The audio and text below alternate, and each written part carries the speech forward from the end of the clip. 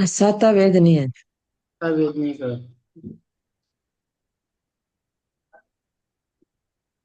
Madam ये question पूछू madam? जी। हाँ, अच्युत सर से ही पूछना था, वो टाइम हो गया। हाँ। मैडम वो अवधि ज्ञान रहता है ना मैडम? हाँ। अवधि ज्ञान मुझसे कोई ने पूछा, मैंने नहीं बोलिया हूँ। अवधि ज्ञान जाति स्मरण है रहता है ना? जाति स्मरण तो अवधि ज्ञान का एक रूप है, क्या बोल लिया? मैंने नहीं नहीं बोल नहीं लिया नहीं हूँ, वो ठीक नहीं है। नहीं हाँ। नहीं नहीं, जाति स्मरण ज्ञान यह मति ज्ञान का भेद है। हाँ, मति ज्ञान का भेद है, वो धारणा में आता है ना? हाँ, पर जाति स्मरण ज्ञान हाँ। पांचवे आर्य में हो सकता है क्योंकि वह मति ज्ञान का भेद है ना। अवधि ज्ञान यह हम्म। आत्मा से होता है, मति ज्ञान यह मन और इंद्रियों से होता है। विषय इसमें भी हम्म। आत्मा होती है लेकिन आत्मा का कार्य गौण होता है, मुख्य कार्य मन हाँ। और इंद्रिया का होता है। और अवधि ज्ञान में ठीक। मुख्य कार्य आत्मा करती है, मन और इंद्रिय होते हैं लेकिन गौण होते हैं। हाँ, होते हैं। हाँ, मैंने और उनको दोनों अलग है नहीं होता है बोल लिया, इसलिए आपको ऐसे एक बार कंफर्म किया मैंने। दोनों हाँ, अलग अलग है। अवधि ज्ञान अलग आत्मा है। के लिए है, ठीक है, आत्मा से हो। हाँ, मैडम ठीक यही है। एक एक मिनट मैडम, यहीं पे एक जिज्ञासा और आ रही है। हाँ। अवधि ज्ञान जब आप कह रही हैं आत्मा का संबंध हो जाता है, आत्मा से होता है, तो कु अवधि ज्ञान क्यों होता है? जब आत्मा से हो रहा है तो वो कु अवधि क्यों हो क्योंकि जाता उनके है? नहीं, देखो, अवधि ज्ञान एक जगह है। उस अवधि ज्ञान से आपने जो जाना है वो आपका दृष्टिकोण है ना। अब मुझे भी अवधि ज्ञान हुआ, मेरे भी आत्मा में विशेष आत्मा का उत्थान हुआ, विशेष गुण प्रकट हुए, मेरे अवधि ज्ञानावरणीय कर्म का क्षयोपशम हुआ। मुझे भी अवधि ज्ञान हुआ, आपको भी अवधि ज्ञान हुआ, है ना। पर मेरा जी। जी। दृष्टिकोण, मेरे सोचने का तरीका अगर गलत है तो मेरा अवधि ज्ञान कुअवधि ज्ञान बन जाता है। और आपका अगर सोचने का तरीका सही है, आप सम्यक दर्शन से युक्त है, तो आपका अवधि ज्ञान होता है। मतलब नहीं तो अवधि ज्ञान अपनी जगह पर है। जैसे कि मैंने मैंने भी नंदी सूत्र पढ़ा, या समझो मैंने भी 8 कर्मों के बारे में पढ़ा। मोहनीय कर्म जी। मैंने भी पढ़ा, आपने भी पढ़ा, है ना। पर मोहनीय कर्म का अर्थ मैंने मेरे हिसाब से लिया, आपने आपके हिसाब से लिया। मेरे दृष्टि में अगर मैं मोहनीय कर्म, मेरी अगर सोच गलत है, तो मैं मोहनीय कर्म को विपरीत रूप से ग्रहण करूंगी, है ना। मतलब मोहनीय कर्म वही है, उसका ज्ञान वही है, लेकिन ज्ञान की सोचने की क्षमता मेरी विपरीत होने के कारण उसी ज्ञान को मैं विपरीत तरीके से लूंगी, है ना। वो मैडम ज्ञान, मति और श्रुति का विषय हो गया ना, जब हाँ, आत्मा की नहीं, बात आ रही है। वैसा नहीं, वैसा नहीं, आप अभी भी व्याख्या सोचिए। क्या आते हैं ना। अवधि ज्ञान भी ज्ञान आप। का ही विषय है। अवधि ज्ञान भी ज्ञान का ही विषय है, लेकिन वो सकल नहीं है अभी भी।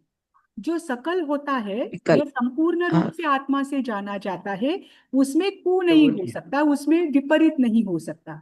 लेकिन अवधि हम्म। ज्ञान और मन पर्याय ज्ञान ये अभी भी सकल नहीं है ना। और मन कल प्रति। पर्याय ज्ञान भी सम्यक दृष्टि वालों को ही होता है। अवधि ज्ञान ऐसी है, ऐसा ज्ञान है, ये मात्र रूपी पदार्थों को देखता है। देवता और नारकी को कंपलसरी होता है, ये जानते आत्मा से ही है, ध्यान रखना। लेकिन अभी भी जरूरी नहीं है कि वो सम्यक दृष्टि है या मिथ्या दृष्टि। अवधि ज्ञान की मर्यादा ही है कि अवधि ज्ञानावरणीय कर्म का क्षयोपशम मिथ्या दृष्टि वालों का भी हो सकता है और सम्यक दृष्टि वालों का भी हो सकता है। अगर सम्यक दृष्टि वालों का अवधि ज्ञानावरणीय का क्षयोपशम होता है, तो उनका अवधि ज्ञान होता है, क्योंकि उनकी दृष्टि सही है। वो जो भी उस ज्ञान से देखेंगे ना, उसे सही तरीके से देखेंगे। अवधि ज्ञान में क्या होता है, रूपी पदार्थों को देखते हैं, है ना। तो मैं रूपी हम्म। पदार्थों को देख रही हूँ, और उसमें मैं मेरी समझ से मैं उसे समझ रही हूँ। ध्यान जी। रखना, जी। यहाँ पर बैठे बैठे मैं किसी देवता को देख रही हूँ, तो उसका जो उसके पीछे का चिंतन है वो मेरी समझ के अनुसार चलता है। मुझे तो बस दिख रहा है अवधि ज्ञान में, लेकिन उसके पीछे हम्म। वो क्या दिख रहा है, कैसे दिख रहा है, उसके पीछे मेरा चिंतन चल रहा है। अगर मेरा चिंतन हम्म। सही है, तो मेरा वो अवधि ज्ञान है ना, जो मुझे दिख रहा है। अगर मेरा चिंतन गलत है, तो मेरा वही अवधि ज्ञान विभंग ज्ञान हो जाए। मतलब ये सम्यक दर्शन और मिथ्या दर्शन पर आधारित होता है अवधि ज्ञान का उपयोग, है ना। हम्म। ठीक। बाकी मन पर्याय ज्ञान और केवल ज्ञान तो सम्यक दृष्टि जीवों को ही होता है, वो मिथ्या दृष्टि जीवों को नहीं होता, ठीक। है ना। ठीक। जी अभी देखिए, जी। कल हम कहाँ पर थे? पहले आपकी एक साता गाथा, वेदनी। पहले आपकी एक गाथा लेती हूँ। ये गाथा आपको याद करना है। गोमट सार की दिख रही है आपको गाथा? नहीं शेयर, नहीं। शेयर तो किया है मैंने। नहीं, सादा। एक मिनट, हाँ, एक मिनट। ये गाथा याद करके रखना, 148 भेद याद करके रखना। दिख रही है अभी? नहीं, अभी तो नहीं आई। अब आएगी। ये गाथा याद रखना, इसमें आपको 48, 148 भेद आएंगे।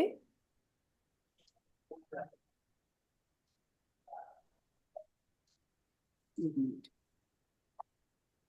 कौन पढ़ेगा ये गाथा? गाथा दिख रही है? हाँ जी हाँ। हाँ मैडम। पञ्चन्नवदोन्नि अट्ठावीसं चौरोकमेण तेन उदी ते उत्तरं सयं वा दुगुपणं दुगपणं पणगं दुगपणगम् उत्तराहोन्ति। ये गोमट सार कर्म कांड है ना, वहां की 22वीं गाथा है। इसमें क्या दिया है? पंच नव दोन्नी, पंच यानी 5, नव यानी 9, दोन्नी यानी 2, 28 यानी 28, चौरो, चौरो यानी 4, चार। तेन उदी यानी 93, तेउत्तरम संयम यानी 103, संयम यानी शतम, शतम यानी शतक, 100, और उसके ऊपर 3, उत्तरम यानी उसके ऊपर, और ते यानी 3, तेऊ यानी 3, यानी 103, दूग यानी 2, और पणगम यानी 5। उत्तरा होती, ये उत्तर भेद है। 8 कर्मों के लाइन वाइज ये उत्तर भेद है। जैसे 8 कर्म के लाइन वाइज नाम कैसे होते हैं? ज्ञानावर्णी, ज्ञानावर्णी दर्शनावर्णी, दर्शनावर्णी। है ना? तो वेद। ज्ञानावर्णीय पहला है, तो ज्ञानावर्णीय के लिए पहली संख्या आएगी। पहली संख्या क्या दी है यहाँ पर? 5। 5। तो ज्ञानावर्णीय कर्म के 5 भेद, दर्शनावर्णीय के 9 यानी 9, वेदनीय कर्म के 2 भेद, मोहनीय कर्म के 28 भेद। फिर मोहनीय के बाद कौन सा आता है? आयुष्य नाम कर्म, कर्म। है ना? आयुष्य कर्म के 4 भेद। नाम कर्म के 2 प्रकार से भेद किए हैं, एक तो 93 या फिर 103। दोनों प्रकार से अगर आप नाम कर्म के 93 भेद लेते हो तो आपके कर्म की प्रकृतियां 148 होती है ना? और अगर नाम कर्म के 103 भेद करते हैं तो कर्म की प्रकृतियां 158 होती है। ठीक। फिर उसके बाद 2 किसके हैं? दुग यानी 2 गोत्र के, और 5 है अंतराय के। ऐसे कुल मिलाकर 8 कर्म के 148 या 158 भेद होते हैं। ठीक। ये गाथा याद कर जी। लेना। मैडम ये नंबर्स इंग्लिश में बोलिए मैडम। क्या क्या क्या? नंबर्स इंग्लिश में बोलिए मैडम, संख्या इंग्लिश में। हाँ देखो, 11 वर्णीय कर्म के कितने भेद है? हाँ 5 है। 5। 5 मतलब 5। मुझे नहीं हाँ लगता आपको कहीं और प्रॉब्लम आई होगी। मोहनीय कर्म के 28 है, और नाम हाँ कर्म के 93 या फिर 103। बाकी सारे आपको समझ में आ गए होंगे, हाँ हाँ हाँ आता है है, ना? टोटल बोलते हैं ना, टोटल ज्यादा टोटल नंबर होता है ना तब 148, बोलिए। टोटल हाँ 148। अगर 90, हाँ 93 भेद लिए नाम कर्म के तो, ओके और मैडम। अगर नाम कर्म के 103 लिया तो टोटल आएगा 158, 10 बढ़ जाएगा। हाँ ठीक। ठीक ये है मैडम। गाथा याद करके रख लेना, ये काम में आएगी। हाँ चलो, हम कहाँ पर थे? साता दिख रहा है वेदनी। आपको? स्क्रीन दिख रही है? सतावेदनी। हाँ हाँ। हम साता वेदनीय कर्म के और असाता वेदनीय कर्म के फल में थे। साता वेदनीय कर्म के फल हो चुके थे, और साता वेदनीय कर्म जो है उसके बंध में थे, है ना? ये हुआ था क्या? हाँ 12 का। हाँ मैडम हुआ था। 12। कर्म का कारण 12 प्रकार होता है। असाता वेदनीय कर्म का कारण 12 प्रकार बोले थे। हाँ, अब यहाँ पर देखो कि असाता वेदनीय कर्म जो है वो कर्म के कारण क्या है। 12 प्रकार से असाता वेदनीय कर्म का बंध होता है। मैंने आपको ये बताया था शायद कि किसी भी प्राणी को दुख देना, उनको चिंतित बनाना, उनको शोकाकुल बनाना, उन्हें रुलाना, मारना और प्रताड़ित करना, ये 6 प्रकार की क्रिया अगर हम किसी भी जीव को देते हैं, है ना, एकेंद्रिय से लेकर पंचेंद्रिय तक, और ये 6 प्रकार की जो क्रियाएं हैं ये अगर मंद रूप से करे और तीव्र रूप से करे, 6 प्रकार की क्रिया मंद रूप से और यही 6 क्रियाएं तीव्र रूप से करे, ऐसे 12 प्रकार से असाता वेदनीय कर्म का बंध होता है, ऐसा आचार्य उमा स्वाति ने कहा है। आचार्य उमा स्वाति ने और तत्वार्थ सूत्र में और 12 प्रकार बताए हैं अलग तरीके से। कैसे बताए हैं? जैसे किसी को दुख देना यानी सामान्य रूप से पीड़ा देना, फिर शोक करना, दूसरों को ताप पहुंचाना, आक्रंदन करना यानी रुलाना आदि, फिर वध करना और फिर परिवेदन यानी प्रताड़ित करना। ये 6 जो क्रियाएं हैं ये स्वयं को और ये 6 क्रियाएं पर को, ऐसे 12 क्रियाओं से असाता वेदनीय कर्म का बंध होता है। समझिए, देखो, असाता वेदनीय कर्म के बंध के कारण दोनों जगह 12 ही दिए हैं। बस भेद कैसे किया है इन 6 क्रियाओं को? तीव्रता और मंदता के आधार पर या फिर स्व और पर के आधार पर। जो स्वयं को दुख देता है वह अपने आप दूसरों को भी दुख देता है। जो स्वयं शोक में रहता है वह दूसरों के भी शोक का निमित्त बनता है। जो स्वयं को ताप पहुंचाता है वो दूसरों को भी ताप ही पहुंचाएगा। अगर आप ताप का प्रसन्न मतलब है जी, ताप का मतलब क्या मैडम? ताप? ताप यानी क्रोध आदि, जो आवेश आदि है वो बढ़ाना,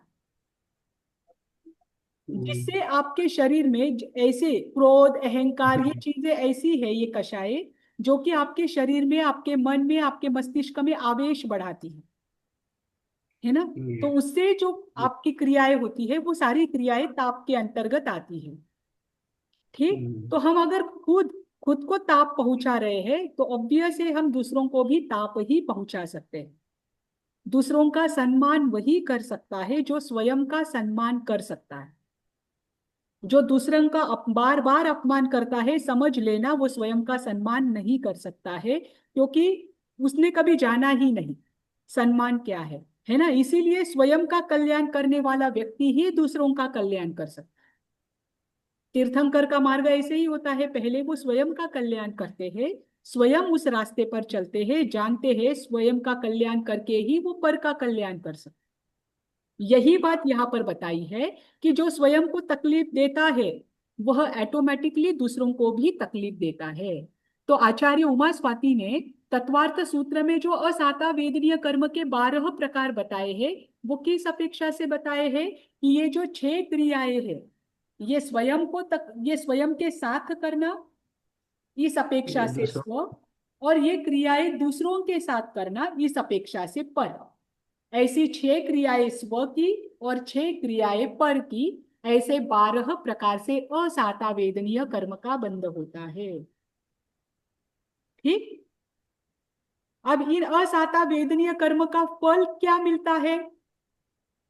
तो उसके फल को लेकर कहा है कि किसी को जो कर्कश स्वर आदि, कटु स्वर, बार बार कटु शब्दों का सुनना, यह सुनना प्राप्त होता है। अगर हम बार बार किसी के कटु शब्द सुन रहे हैं, कर्कश शब्द सुन रहे हैं, तो समझना हमारे असाता वेदनीय कर्म का यह फल है, उसका उदय है ना। जैसे अरुचिकर और सौंदर्य विहीन रूप देखने को प्राप्त होता है, हम बार बार जो हमें प्रिय नहीं है ऐसे व्यक्ति को देख रहे हैं, जिसका रूप अच्छा नहीं है ऐसे व्यक्ति को देख रहे हैं, अगर वो जीव या वो वस्तु बार बार हमारे सामने आ रही है और उस समय के लिए हमें थोड़ी देर के लिए अंदर से एक निराशा उदासीनता आती है, तो ये हमारे असाता वेदनीय कर्म का उदय है ना। जैसे अमनोज्ञ गंध की उपलब्धि होना। अगर आप स्मशान भूमि में जाओ या कभी ऐसी जगह होती है जहां पर बार बार पशुओं की, व्यक्तियों की हिंसा होती है, या कत्ल खाने आदि में जाओ, उनको तो रोज ही ऐसे अमनोज्ञ गंधों की क्या होती है, उपलब्धि होती है, तो समझना उनके असातावेदनीय कर्म का उदय। असातावेदनीय कर्म बांध भी रहे हैं और उदय भी है ना। जैसे स्वाद विहीन भोजन मिलता है, स्वाद विहीन भोजन को लेकर मैंने आपको शायद पिछली क्लास में एक बार बताया था, गोशालक का दृष्टांत, जिसने वहीं से नियतिवाद की स्थापना की थी। क्या था, किसी को याद है? तो पेड़ का माँ 7 फूल वाला वो नहीं वाला। नहीं नहीं नहीं, आहार को लेकर, आहार को लेकर। जैसे भोजन में भगवान मुझे आज बाद क्या, में। उन्होंने भगवान महावीर से पूछा था मुझे भोजन में आज क्या मिलेगा, तो भगवान ने कहा था तुम्हें तो आज भोजन में बासी चावल ही मिलेंगे। याद आया? याद आया, हाँ, याद आया। बोल लिया था मैडम, लेकिन तो भूल गए, बोले थे। भगवान की वाणी को झूठा साबित करने के लिए वो तापस के आश्रम में जाते हैं जहां पर खीर बन रही होती है हाँ है हाँ ना। हाँ, और बोले जो थे। खापर है, हम्म मिट्टी का टूटा हुआ खापर है, उसे वो वहां पर वो पड़ा हुआ रहता है, तो उसे लेकर जाते हैं और तापस खीर बना रहे होते हैं। तापस से वो पहली बार खीर लेता है, लेकिन वो खापर जीर्ण होता है, इस कारण से गर्म खीर को सहन नहीं कर पाता है और वो नीचे गिर जाता है, टूटकर फूट जाता है। वापस जाते हैं ये, ताकि ये भगवान की वाणी को गलत साबित करना चाहते थे। गोशालक वापस और एक खापर लेकर जाता है, वापस उनको याचना करता है, तापस उन्हें वापस खीर देते हैं, पर वो खीर भी क्या हो जाती है, जीर्ण खापर होने की वजह से नीचे मिट्टी में मिल जाती है। जब ये तीसरी बार पुनः जाते हैं तो तापस उन्हें वहां से हकालते हैं, उनको नहीं देते हैं। फिर ये दिन भर उस ग्राम में फिरते हैं, लेकिन कहीं पर भी उनको आहार नहीं मिलता। फिर शाम के समय एक बुढ़िया के वहां पर आते हैं, तो बुढ़िया को पूछते हैं खाने के लिए कुछ है क्या। तो बुढ़िया कहती है कि मेरे पास रात के बासी चावल है, और वो बासी चावल उनको दिए जाते हैं। तब से वो नियतिवाद की स्थापना करते हैं कि जो मिलना है वही मिलेगा, चाहे कितना भी पुरुषार्थ कर, है ना। ये दोनों चीजें, दोनों घटनाएं एक के बाद एक घटित होती है ना। तो अगर जो ऐसा भोजन मिले जो स्वाद विहीन है, जो आपके शरीर के लिए साताकारी नहीं है, ऐसे भोजन अगर हमें मजबूरी में भी मिलते हैं, देखो ध्यान रखना, स्वाद विहीन होना बात अलग है, और ऐसा भोजन जो हमारे शरीर के लिए कदापि योग्य नहीं है, जैसे आज हम जंक फूड वगैरह खाते हैं, आप सोचिए अगर ये मजबूरी में मिल जाए तब भी असाता वेदनीय कर्म का उदय है। हम तो खुद होकर मंगवा कर लेते हैं, मतलब हम खींच लाते हैं असाता वेदनीय कर्म, जिससे हमारे शरीर में असाता उत्पन्न हो सकती है और होती ही है।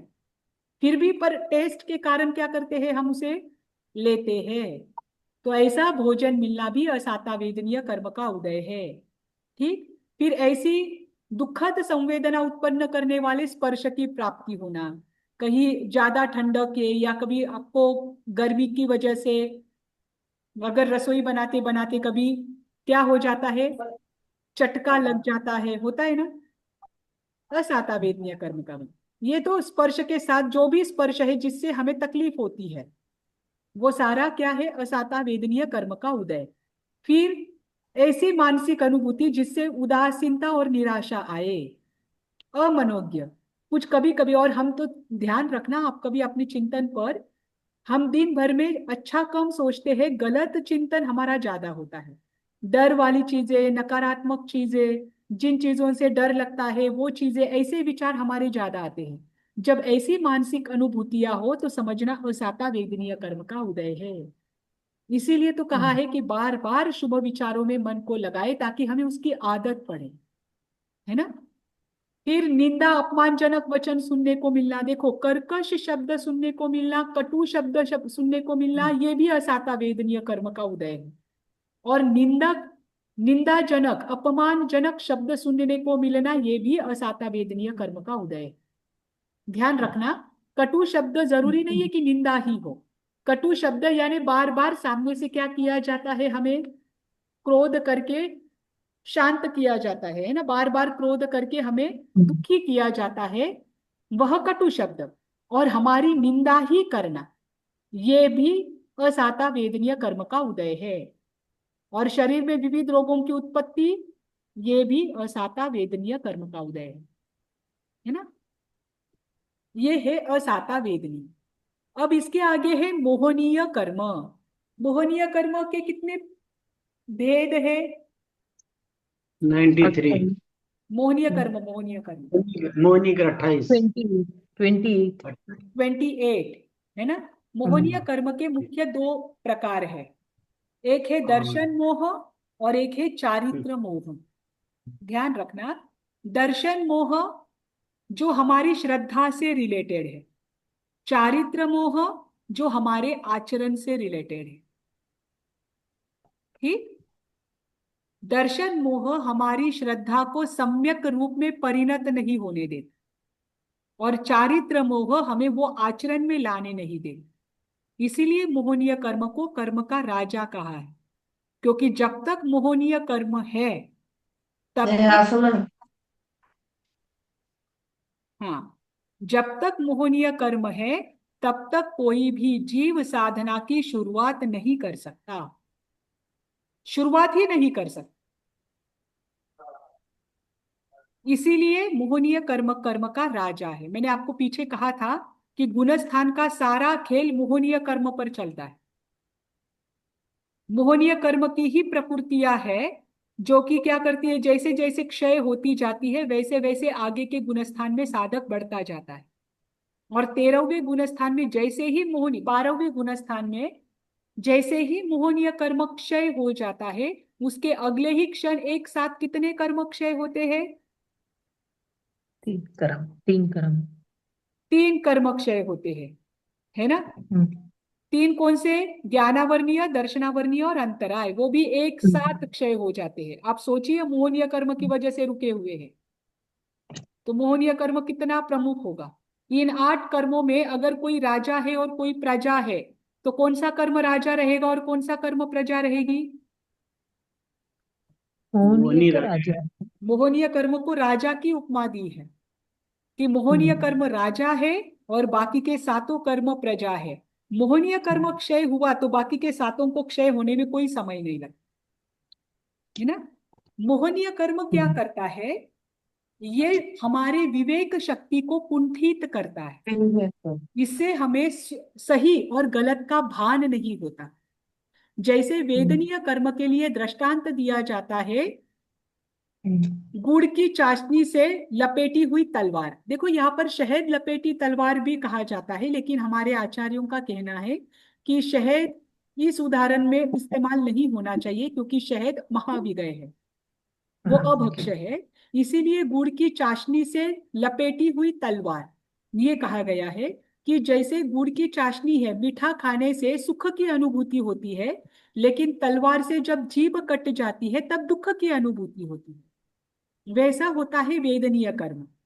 कभी साता वेदनीय कर्म का उदय हो तो सुख की अनुभूति होती है, सुख की संवेदना होती है, और असाता वेदनीय कर्म का उदय हो तो दुख की अनुभूति होती है ना। तो जैसे वेदनीय कर्म के लिए गुड़ की चाशनी से लपेटी हुई तलवार का उदाहरण आता है, वैसे ही मोहनीय कर्म के लिए जो नशीली वस्तु है, उनके सेवन का दृष्टांत आया है।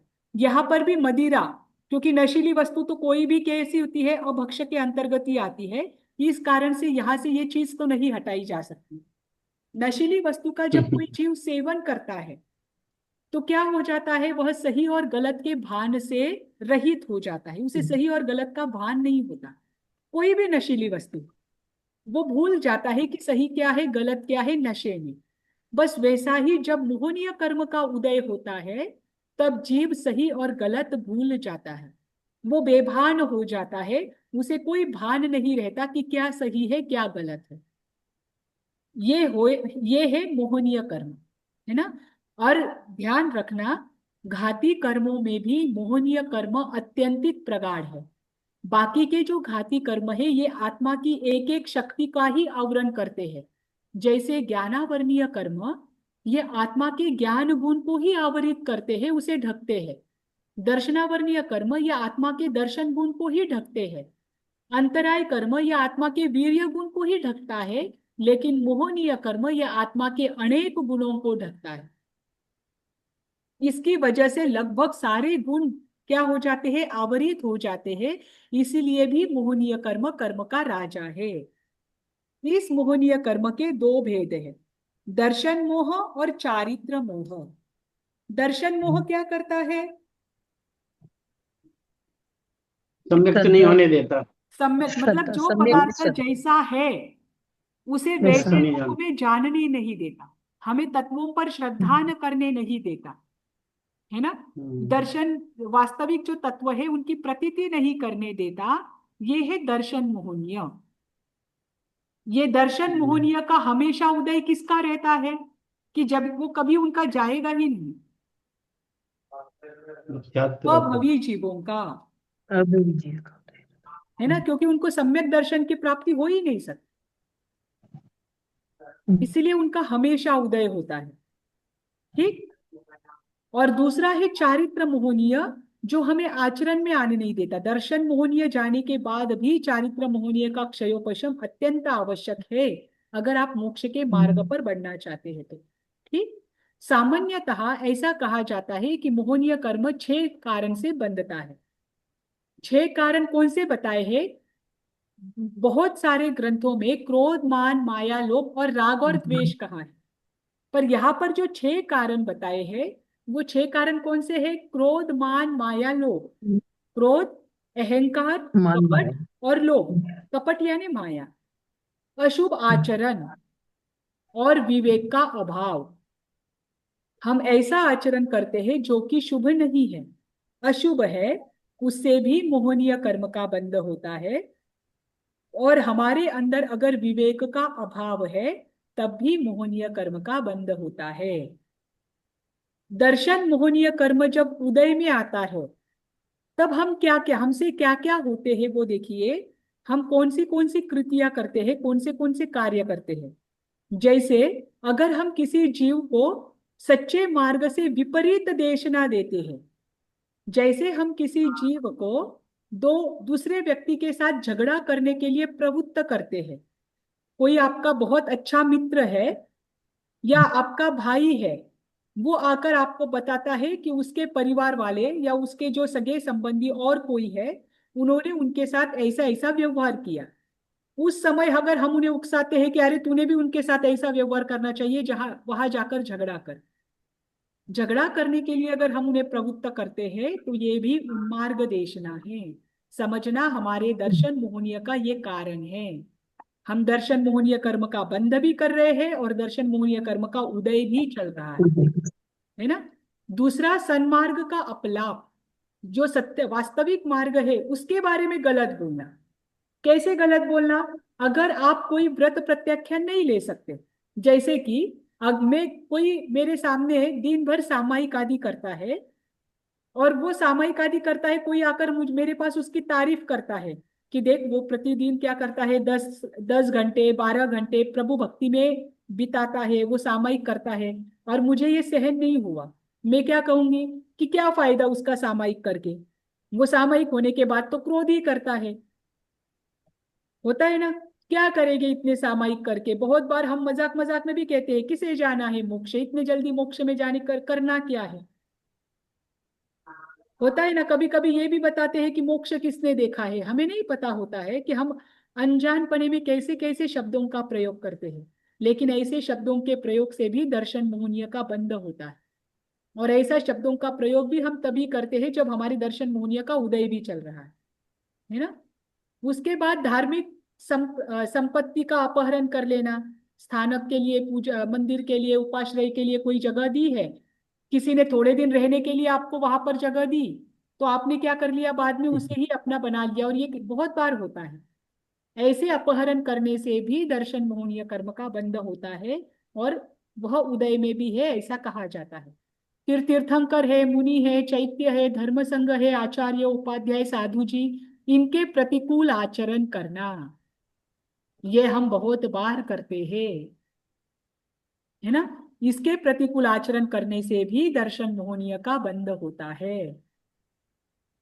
अब चारित्र मोहनीय कर्म के अंतर्गत क्या क्या आता है? चारित्र मोहनीय कर्म के कितने भेद है, कौन बताएगा? 25 25। भी 25। 25 वेद में। हाँ, चारित्र चार मोहनीय कर्म के चार प्रमुख दो भेद कौन से हैं? कषाय और अकषाय। हाँ, कषाय और असम कषाय अकषाय, या फिर अकषाय को ही नो कषाय भी कहा जाता न कषाय है ना। तो कषाय, कषाय के भेद कषाय कितने के हैं? कषाय के चार भेद हैं। 16 16। टू क्रोध, चार के मान, ही वापस छल, चार क्रोध। चार हो जाते हैं, है ना। कषाय 16 हाँ। 16 होते हैं, भी और देते नो कषाय 9 भी देते हैं हास्य रति, शोक, अशोक, भय, नव जुगुप्सा, जुगुप्सा, 9 भी ये सब। नो हाँ, है मतलब। भय, नो जुगुप्सा और कषाय के तीन नो भेद है नपुंसक वेद, स्त्री वेद और पुरुष वेद, ये नौ है हो ना। जाते हैं। हाँ, तो नो जी। कषाय के नो भेद है। ऐसे 25 भेद चारित्र मोहनीय कर्म के होते हैं। अब ये जो भेद है, इनका बंधन कैसे होगा? इन कर्मों के कारण ही होगा। जैसे कषाय, बार बार क्रोध मान माया लोभ करने से चारित्र मोहनीय का बंध होता है ना। बार बार हंसने से, हंसी मजाक करने से, घृणा करने से, जुगुप्सा करने से, स्त्री पुरुष की अभिलाषा रखने से, डर भय, बार बार डरने से, इनसे चारित्र मोहनीय कर्म का बंध होता है। मतलब जो उनके प्रकार बताए हैं, वही उनके बंध के कारण है।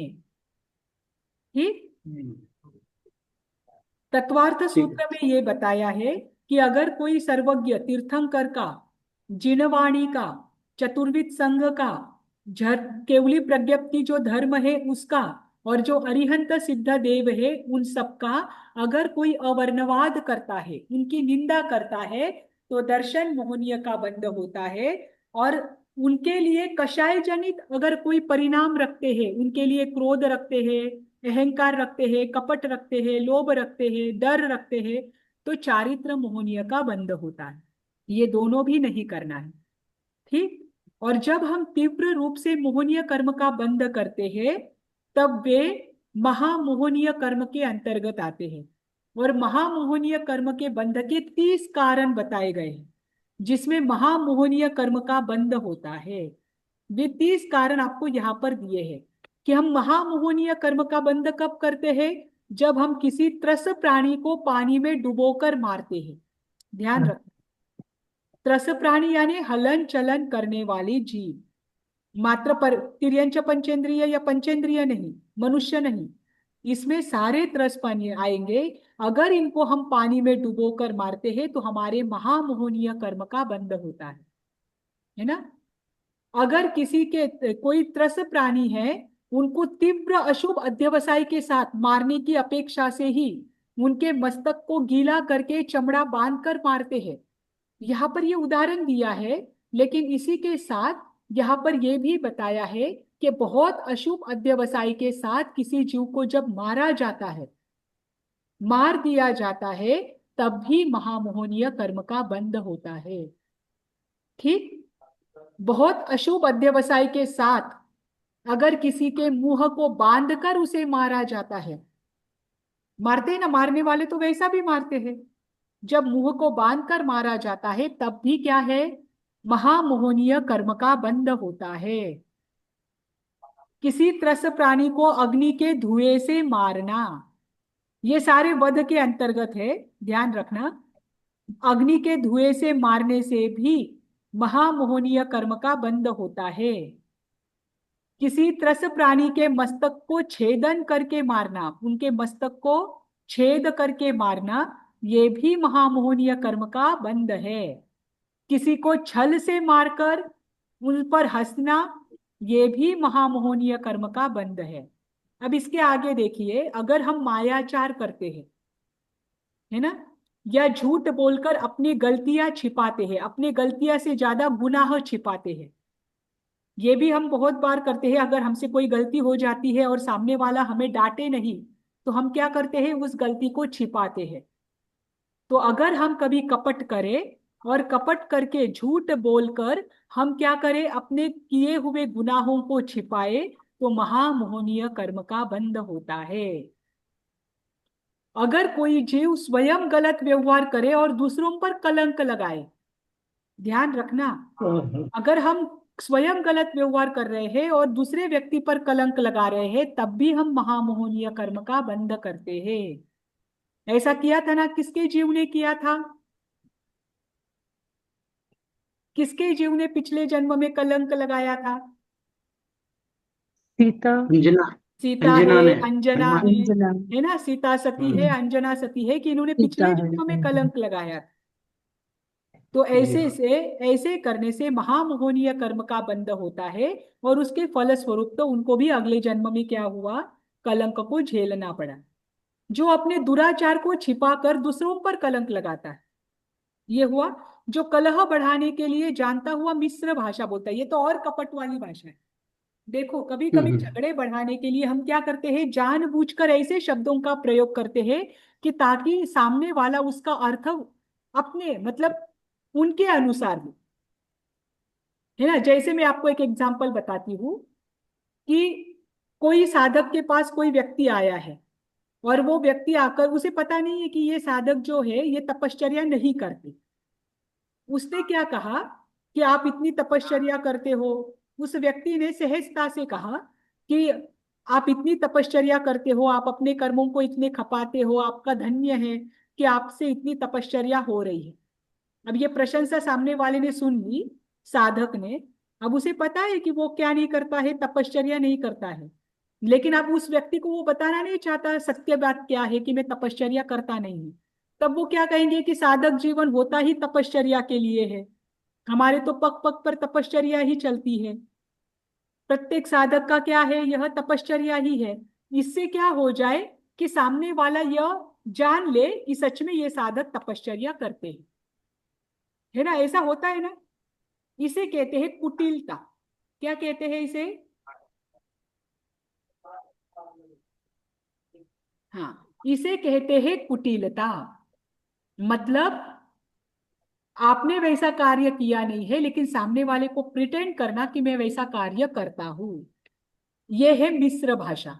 ऐसी ही भाषा जब दूसरों के बीच में झगड़ा लगाने के लिए हम करते हैं, तब महामोहनीय कर्म का बंध होता है। किसी के मार्मिक वचन अगर हम सुनते हैं और सुनकर उसका दुरुपयोग करते हैं, लोगों के सामने बताते हैं, तो ये भी क्या है, महामोहनीय कर्म के बंध के कारण है। कोई व्यक्ति स्त्री में, स्त्री है तो पुरुष में, पुरुष है तो स्त्री में वो आसक्त है, और कह रहे हैं कि मैं कुंवारा हूं या मैं कुंवारी हूं। मन से तो कुंवारा नहीं है, मन से तो आप आसक्त हो चुके हो, लेकिन बाहर से अगर ऐसे वचनों का प्रयोग करते हैं, तब भी महामोहनीय कर्म का बंध होता है। ठीक। कोई अत्यंत कामुक व्यक्ति है, काम वासना से युक्त, और वो स्वयं को ब्रह्मचारी कहता है, तब भी महामोहनीय कर्म का बंध होता है। चापलूसी करके अपने स्वामी को ठगना भी महामोहनीय कर्म का बंध का कारण है ना। अगर कोई हम पर कृपा करता है, लेकिन हम उसे ही क्या करते हैं, उसके ही कार्यों में ईर्ष्या के कारण विघ्न डालते हैं, तो हम महामोहनीय कर्म का बंध करते हैं, क्योंकि उपकारी के प्रति हम अपकार कर रहे हैं। ऐसा कौन था जिसने उपकारी के प्रति अपकार किया?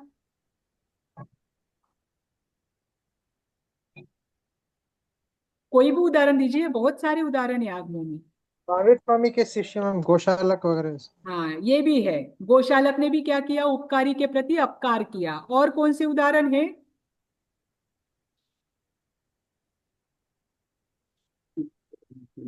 उपकारी के प्रति अपकार करने वाले। सोचना, सोचकर बताना। ठीक। अब इसके बाद प्रमुख पुरुष की हत्या करना। प्रमुख पुरुष यानी समाज का प्रमुख पुरुष है,